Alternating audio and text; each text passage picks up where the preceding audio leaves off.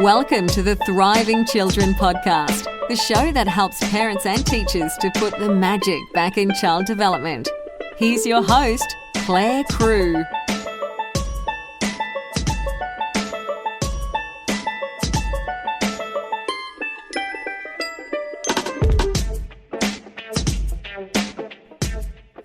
This is episode 77 of the Thriving Children podcast. I'm Clare Crew, and in this episode, I'm speaking with an author, educator, and resilience specialist. She also wears the title of the Queen of Commonsense. A huge welcome to Maggie Dent. Hello, Claire. Thank you for that warm welcome. Yeah, it's so nice to have you on the show. I know that I've got a few people who are very, very excited in my community that we are chatting, so that's a good thing indeed. Oh, that's beautiful. So because our messages are so very aligned, there's all sorts of topics that we could talk about on this podcast, but today we're going to specifically hone in on something called schoolification. So I'd love to hear about what that term means to you. Okay, one of my pet hobby horses, you mean, Claire. Okay, so to me, what I started to discover, and it's a number of years ago, actually, I think I call Naplan sometimes napalm because of the, destructive influence it's had on education. I think it was just basically a year or two after that came in, we started to get some, concerned voices from my early childhood educators around Australia, kindy and prep kindy, whatever you want to call it, 4 and 5 year olds, around, messages that said, look, we need them sitting down more. We need them to be writing on paper more. We need to stop them playing so much, because the only way that we're going to look good in year 3 on the My School site, which is that site that compares Naplan results, is if we start sooner. So I just kept thinking, oh, wow, that's unusual, given all the research that's out there around early childhood development, all the extremely good research that suggests hurry up actually doesn't have the advantages that we think. And then it didn't take long before I started getting the filtering of serious concerns from parents right across Australia, but mainly 2 states particularly where and that's WA, New South and Queensland, because they weren't, when they started Naplan, looking as good as the larger states, particularly New South Wales and Victoria. So it was like a hurry up to catch up because we're all, we're not looking sharp. So they were the ones where children who start 5-year-old would start quite happy at the beginning of the year, but by Easter were reluctant to attend, regressing in their behaviours, wetting the bed and showing extreme signs of anxiety and distress. And that's when I started to think, nah, this is not okay.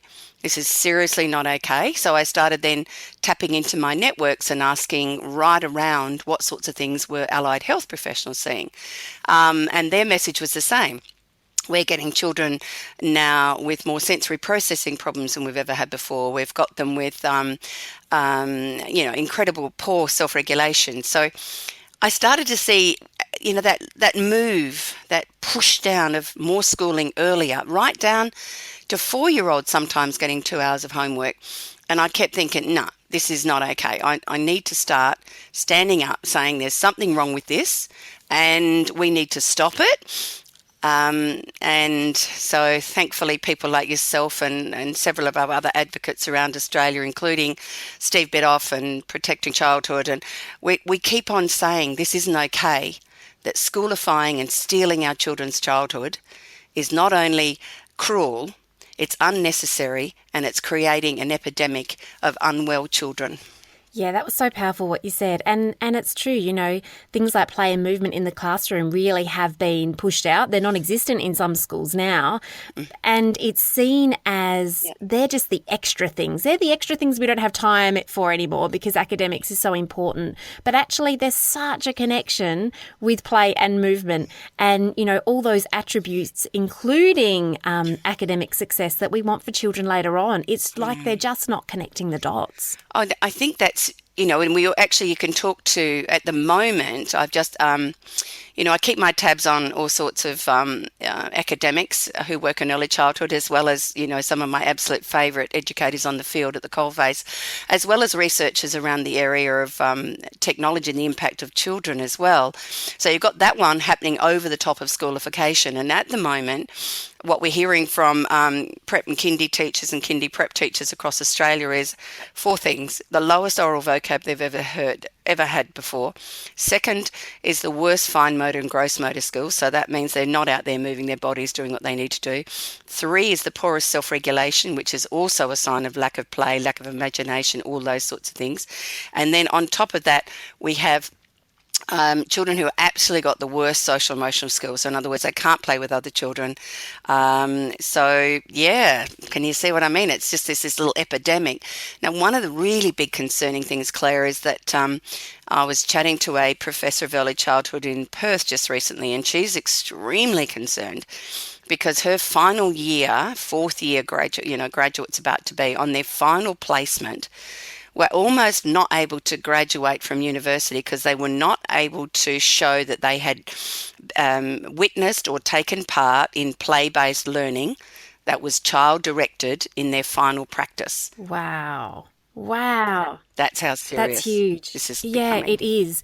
And I think that people who know and value play realise how serious it is. But I would say that it's not enough to turn things around just yet. There's a lot of parents in particular who may not realise how essential that is. It has been in the first 5 years of their life, but it needs to continue being for the rest of their childhood as well.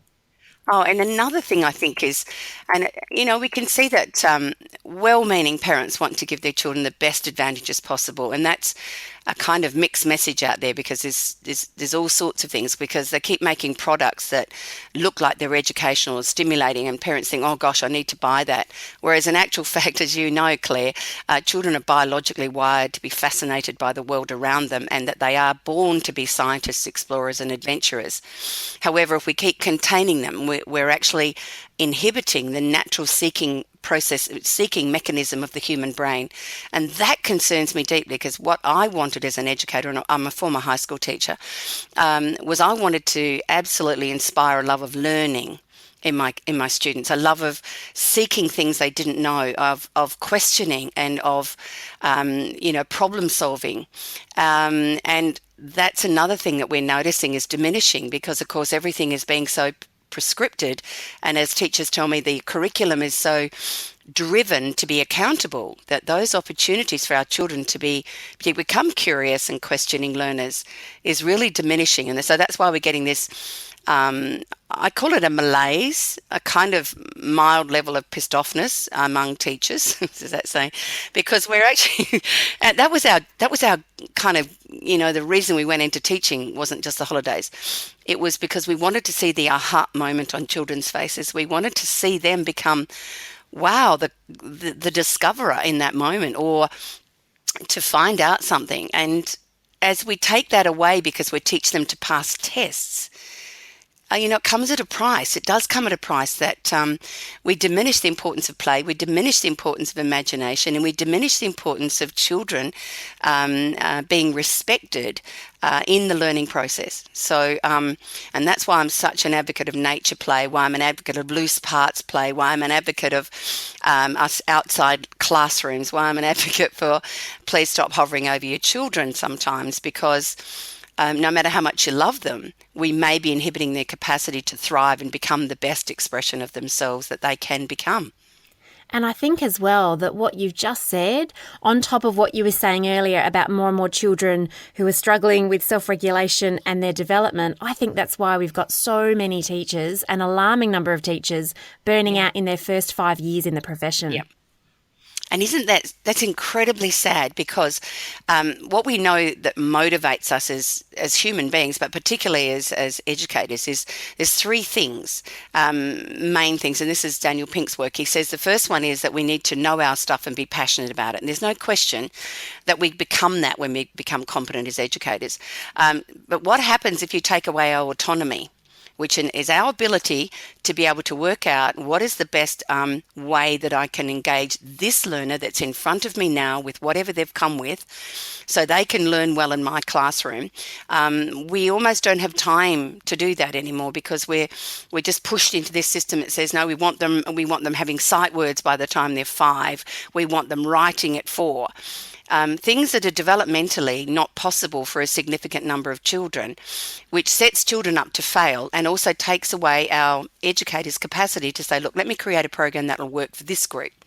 And I think that's what's stealing away. Eventually your heart just has to break, because you've become a robot in a system that's not respecting either the professionalism of our teachers and the amazing, cleverness and beauty of our children, who are whole children. And I keep saying they're not brains on seats. They're not sources of data.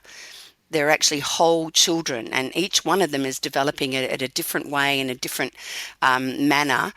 And those sorts of things happen sometimes around the edges of what happens in our classrooms. And I think that, when I keep on seeing sandpits being taken away and home corners and things like that because they're not learning enough, my heart nearly wants to break. You wouldn't find many of my Dent boys at the painting easel, but you would find them in the sandpit. And I look at that, just that comparison, because I'm an old mummy now. I'm even a nanny. So I'm 62. My boys are 36 to 28. And then when they went on their journey through early childhood, they went to a community kindy. In WA, that means, the year that they turn 4, it was optional. So they did 2 half days on the kindy. Preschool, which is a 5-year-old, which is our first year of formal learning, they only went 4 half days, and by lunchtime quite often would come home, so exhausted. And I look at that now and say, okay, they didn't start sight words till almost the end of year 1, when they were all at least 6, getting on towards 6 and a half. And between my 4 sons, I think they've got 7 degrees. So I have a lawyer, physio that's now doing medicine, a radiographer and a financial guru. And these were not hurried up, not pushed, and boys who were a bit blunt tools in the tool shed to about year 3, who were not pushed. So again, I see so many little boys struggling in our systems, developmentally not quite ready, not moving enough, feeling like a failure. And what do boys do when they feel like a failure? They get angry. So that's also driving this high number of suspension and expulsions of 4 and 5-year-old little children across Australia. That needs to be like, seriously? That's a sign that something's seriously not right, and that we need to take some more time, have the big conversations, and look at why are we doing this? Where's it being driven from? And how can we make the policymakers at the top end see that there are some absolute destructive sorts of, outcomes coming from this? There's not much that's positive. No, not much at all. That's heartbreaking to hear 4 and 5-year-olds getting suspended. I mean, that hasn't come under my radar at all. But even in the middle and upper over primary, 1,000 little children. Wow. Yep, over 1,000 little children, 4 and 5, beyond belief. And of course, I'm a massive advocate for boys, and Steve Bidoff and I have lots of conversations around this, that there's significant, evidence that say boys often, their fine motor skills kick in a bit later than girls, and they do kick in, but they don't kick in as quick as girls. Their language and their ability to communicate with words is a lot later. But what we have is an assumption that all children are one size fits all. So this is it. You've turned up here and this is where you need this. So everyone does exactly the same. That we had this easing and this slow kind of gently moving towards that, those 15 years ago. And that's where our early childhood educators really could weave their magic. They picked up the kids that were missing out on their sounds. They would pick up the children who needed a bit more practice with, giant gross motor skills and fine motor skills. And by the time that they got to the, towards the end of year 1, most of the kids were ready to do the things they were about to launch into, including doing sight words. Yeah, it makes it's an easier experience, it's a more positive experience when you wait for the eyes and the brain to actually be ready. And for a lot of kids, that is about age 7. So the earlier before that age you're introducing it, the more likely you are for children to disengage, to develop that negative self-talk around their abilities, and just get them completely switched off from that school environment as well. And it's not just that, Claire, because what we're actually finding, some of the primary teachers telling me that we've got kids reading earlier, however, reading without any comprehension. So can you see how frustrating it is? Decoding language with meaning is quite a complex process. So what we've got is kind of getting them to recognize sounds and can be able to read them. But when they've read it, there is absolutely no comprehension to what I've read, because the processing of the brain is actually about identifying sounds and words and letters to make a sound, but they've not maintained the meaning of the words. Now that also is to be concerning, because what's the point? And I know there's a major New Zealand study of a number of years ago that showed teaching children to read at 5 and teaching children to read at 7, and by 11 there's absolutely no difference. So in other words, those children that read the 2 years later were at exactly the same kind of proficient level, but I'm going to suggest a lot less stressed and possibly a lot happier in that learning journey. And that's where those other things, that's why I keep saying, stop stealing childhood in the name of education. And it's so frustrating to hear of all these amazing studies and look at some of them myself and just go, well, why are we doing the opposite? If anything, we keep moving further and further away from that, don't we? And it is, and when we first started seeing what was happening in the UK and the US, I think a lot of us as educators in Australia thought, oh, no, unfortunately, we're not going there, but we did. And I guess there's a skeptic in me as well that says, so where'd that push happen? And I was presenting at Positive Schools Conference probably 5 years ago now, and there's an amazing educator in Sydney she was in her early 70s and still an educator, who works in a school with multicultural, children who can't speak English when they come to high school and graduate and go on to amazing things. And she was saying to me, I said, how do we possibly get to do Naplan? Because, if you look at it, it's a statistically invalid test. It's a point-in-time test. Really doesn't flow through that it does exactly show what it's supposed to. It's just this point in time. And she said, oh, it's really interesting, Maggie, because I was on a board of a number of educators across Australia. So in other words, very experienced, well-qualified educators still in the school systems. And when the federal government would think of bringing something in, they would consult us. However, I'm pretty sure it was Julia Gillard, when she decided to bring this in, they just dropped. All of us were dropped as consultants. No, none of us were consulted. So in other words, it was something that was pushed through without the normal consultation at the grassroots level of academics and practicing educators. So, that's what makes me throw my arms in the air, because also the particular, I'm not going to name him, but the man who, brought it and pushed it through, apparently now is responsible for creating all the material and the software for benchmark testing around the world. So in other words, it's just one of those decisions that's made with a big question mark over the top of it that, has messed our education in so many ways. And that amount of money, this is what teachers keep telling me too. They say, look, Maggie, they want more testing. And at the end of the day, experienced educators can tell you very quickly, within 3 months, they've already assessed and identified the unique needs and gaps in children. What they actually need is money to provide extra staff and resources to be able to lift those students while they were in that classroom group. And that's where we need to go, rather than keep on testing and comparing data and hurrying up. We need to be able to address those issues, and that's exactly what happens in Finland. And we all love Finland because, of course, they don't start the formalised learning until a little bit later. But if they identify children with gaps, it's a massive, targeted, enthusiastic response to ensure that those children get what they need so that they can be, come up to a different and improved level of outcome. As an educator, I agree wholeheartedly with that, because you do know within a couple of weeks normally, you know who needs extra support. But even for children who come with high additional needs, most of the time you're still by yourself with that child in the classroom and all the other kids. Exactly. There really isn't the right amount of support that there needs to be. And Claire, I think that other aspect, I'm massively, and my document that I did take to Christopher Fine in 2013, documented lots of things about, from all our, leading play advocates in the world, from David Whitebread and, Peter Gray and, Tim Gill, everybody out there that's passionate about this, the combination of us returning children to using, that play in amongst their work. Like, I'm not saying don't ever do explicit instruction around things. Hello, I'm an educator. I used to call it chalk and talk. Some people have no idea what chalk is. However, there are times we have to do that. That's our teachable moments. We need them to come with us. However, we would weave that in to the drama activities I had, or the play activities that children do in early childhood.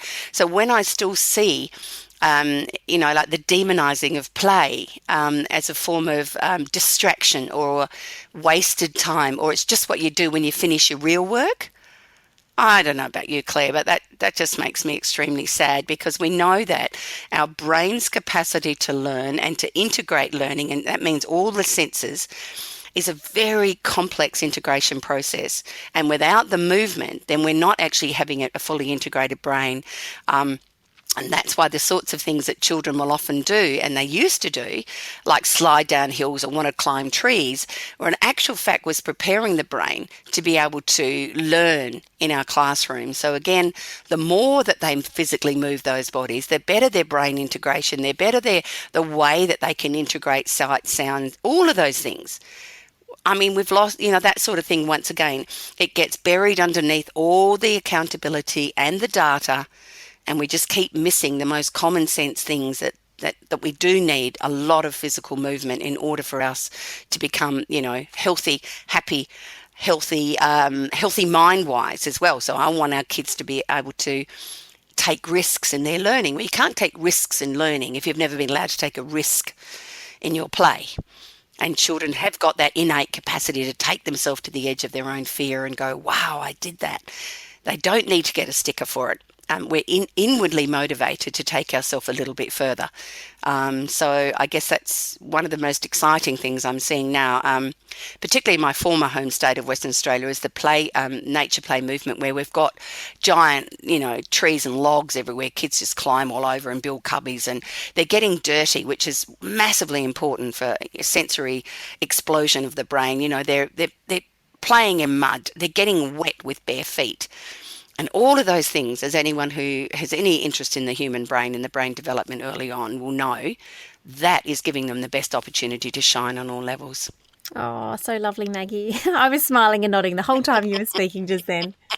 So let's have a talk. We've touched on a few bits already anyway, but I'd love to specifically focus on what does bring out the best in children. So there's so much talk about how to get a child ready for school, but I'd love to flip that over and go, well, how can schools prepare for children? How would they look if they were actually developmentally appropriate? Oh, that would be lovely, wouldn't it?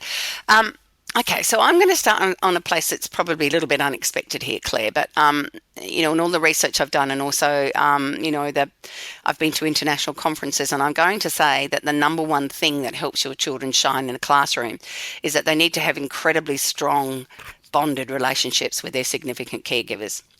There is nothing that can replace feeling unbelievably emotionally safe and loved as much as possible in the first 3 years of life.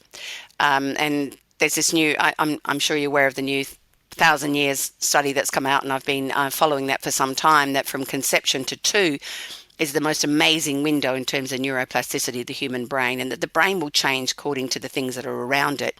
So again, that's number one. If you want your child to thrive in a classroom, they need to know that they're loved and they're secure. The second one in that journey to there is the language marination that children need. And this is, once again, there are some studies that talk about, more educated families talk 25 million words than other people. What we're actually finding in our digital world, and I talk about this sometimes under a topic called digital abandonment, because I feel our children are being abandoned by parents who are very distracted by smartphones, is that the more we actually interact with our children and our babies and our young children, then the better that they are able to download enough of the sounds that with which they'll use when they learn to read. But also it's about what are they doing when they're watching us speaking to them. And this is the thing that we keep forgetting. Humans are social beings. We're biologically wired to live in small units called families, within larger ones called communities. We're not meant to be alone. So our capacity to develop what we call healthy, intimate relationships has a lot to do with communication. So not only are kids turning up without many words, they're actually turning up with an inability to notice a frown or a smile or a sense of confusion on a person's face because they haven't actually had enough conversations or witnessed enough of these conversations to download the communication that isn't verbal. So again, we've got kids who miss cues and who misread things in social situations. So again, for a child to do well in school, they need to play with as many children for as extended periods of time as possible to pick up what we call a play code or an ability to socially interpret other people's behaviours, which is a bit like emotional intelligence. So if we've got those things, we're going to be able to turn up in a classroom environment and feel we belong, because that's actually what, again, we're biologically wired to belong. So if I don't feel safe, it means I feel excluded. So we've got children who are unable to be able to weave their way into games. Some are too bossy. Some get aggressive when people don't welcome them, but if children don't know welcoming strategies, they don't know they need to. So all of those sorts of things add into the mix, Claire, of what will make it easier for a child in transition to school environments. And then I think there's those basic things. Can your children be responsible for some basic organisation? You know, can they put their jumper in their bag? There are children who actually can't blow their nose when they're turning up in some of our classrooms. Some children still haven't mastered wiping their own bottom, pulling their pants up after a poo in year one. So again, it's not just the, you know, can they count to 1,000? Can they do all their letters? There's the physical and emotional and social skills that need to be part of the mix in order for the transition to be as successful as possible. So that actually needs us as parents to be kind of coaching and supporting our children to develop those capacities, as well as the ones that we think will make them look good on Naplan. I think some parents have kind of got a little bit wobbly around that, and they're focusing on the academic, and some of them are putting their children into tutoring classes at 2. And therefore I wonder sometimes down the track, will that child sit on a bench sometimes because they haven't mastered learning how to start a game? And it does come from a place of love, but I do think it sometimes accidentally creates this sense for children that they aren't loved unconditionally. Yes. They're loved if they get those good results or they perform in a way that makes their parents look good, but they don't really feel like no matter how many mistakes, I'm loved, I'm supported. It's huge. And that's what we're finding with the pressure later, the anxiety. There's a significant increase in what we call perfectionism, where children are struggling to attempt to do a task because it's not what they can see in their head. And also, I don't want to fail because I don't want to disappoint my mum. That's enormous pressure to put on children, because that means that learning is not about us. So we need to embrace that mistakes show us that we haven't mastered something, and that even the cleverest of us, the most capable of us. And that's why I always recommend parents to continually make very obvious mistakes around your home. Oh dear, look, mummy's gone and spilt that. Never mind, I'll clean it.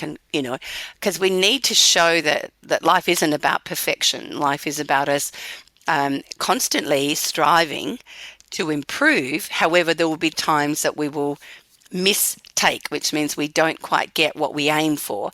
And it's not that we're dumb or that we're bad or that we're flawed. It just, in that moment in time, it just didn't work. So those sorts of messages, and I guess that's woven into all my resilience work that says resilience is about our capacity to manage setbacks and disappointments, and our ability to manage success. And that comes from exposing children to opportunities to fail in ways that don't feel threatening, but at the same time can let them know that there are times that you're going to feel like that in a classroom environment. And as a high school teacher, there were times, and this was before social media where everything was compared so much more, where I've had a boy come into one of my English classrooms, and I could see his face looked really cross. And I knew it had happened before he came in my class. And he sat for 10 minutes as I was kind of starting the lesson and just stood up and punched his fist into the wall and broke 3 knuckles. And I walked him outside and got him a drink of water, and I said, "Are you okay?" And he said, "Oh." And I said, "What happened?" He said, "Oh, I just didn't like my maths mark." So the ability not to be able to, his disappointment just continually in that adolescent window with even a bit more testosterone and incredibly intense feelings, so somewhere earlier on, if we'd help him, what does disappointment feel like, and how can we manage it when we feel it? What sorts of things can we say to ourselves in our mind talk that might make that easier? Or is there something light I can say that, to myself, I didn't obviously have my lucky undies on today, whatever it is, but we've got to help our kids with strategies when they don't achieve what they would like themselves to achieve, as well as their mums and their dads. And mistakes, genuinely, even as an adult, that's how we learn, that actually Totally. that helps us to go, okay, that didn't work, I'm going to try something else now. Yep, exactly. And that's what I think we're losing again, Claire, in the fact that we keep practicing the test to pass the test. I don't think we're working out that, so we're just passing the test, but we're not necessarily creating that creative mind that, and it was interesting. I had a chat to a lovely professor of engineering at a Perth University a couple of years ago, and he said to me, "Oh, Maggie, I just want to let you know, I love your passion around keeping our kids being creative thinkers and why they shouldn't be doing, too much testing." He said, "Because we actually could identify in our department the first year we had the first intake of Naplan students." And I said, "What do you mean?" He said, "Well, they kept in some of the classes, they kept saying, the answers aren't up the back of the book." And he said, engineering is problem solving, and these kids are floundering because we're not giving them capacities to think creatively and problem solve. We're giving them the capacity to pass a specific test.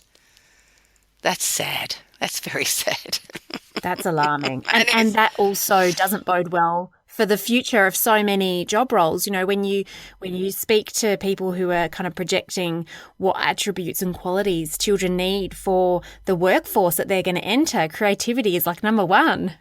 It is number one. And that's, so you can see why, if we can keep our kids, keeping a balance between their screen world and their green world, and their indoor world, their outdoor world, their formalized learning, and their all the other stuff, because that's another thing, this push towards STEM. And I mean, we need to celebrate the fact that, that is, possibly the direction we need to go. But I'm really worried if we don't focus on STEAM, we take out the A, we take out the music focus, we take out the drama, we take out the arts. I'm really concerned we narrow down the field of us being creative thinkers instead of expanding it, because we've got strong research on the importance of music and art in terms of thinking processes and what that can do. And we sometimes need to be able to express ourselves in ways that aren't just words. So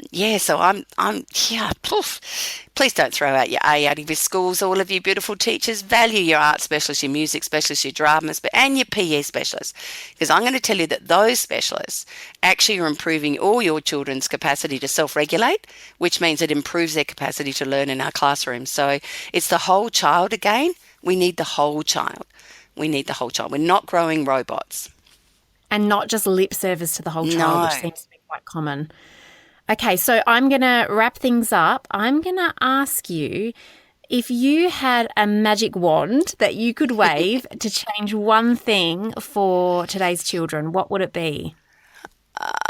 One thing. One thing. I know it's going to be hard. Nature and nature play. Nature play. Just be outside in fresh air, experiencing the real world with real children. That's it. Just give them more and more and more time of that, and step back many meters back and allow your kids to be kids. Brilliant. And that's why you're the Queen of Commonsense, because that used to be common sense, whereas now we need people to remind us about it. We do, Claire, and I'd like to thank you again for your advocacy and your encouragement around, our voice. I do really feel our parents are out there questioning, and I know quite often after I've run one of my Real Kids Building Resilience seminar, there's a massive transformation in how parents see their children and their children's capacity. And I often say to them, what did you do when you were a child? What were the most risky things you did as a child? And they go, oh, no. And I go, okay, so your kid's doing it? And they go, oh, heavens no. So I want you to go home and have a conversation and ask yourself why. And they do. And that's why what we happen is they just start in incremental ways, like when they go to the park with their cup of coffee, they turn their backs on their kids so that they feel that we're not watching them. They take them to areas where, there is a bit of long grass or trees and sticks where kids can just do stuff that they, build cubbies. They're starting to be braver, and it's a gradual stepping because we've got to reclaim something we've lost. You can't just do a giant leap. However, we can gradually, incrementally, one tiny step at a time, we can go and help that happen. Very powerful. So in case people have been living in a hole and this is the first they've heard of you, where can we find you online? Oh, look, MaggieDent.com, and please let people know I've got hours and hours of wonderful free content. My YouTube channel, my blog, my articles. I've got articles for teachers as well as parents. And then my Maggie Dent author Facebook page is a village. It's a safe village of enthusiastic, wonderful people around the world who I value and quite often ask for their input so that we can create, great suggestions for everyone. Anything that works out there we want to know about so we can share with other parents. Come and join us. Yeah, it's a great place. There's lots of awesome things that you share on there. And appreciate when you've shared my stuff too. All of a sudden, there's so many more followers on my page.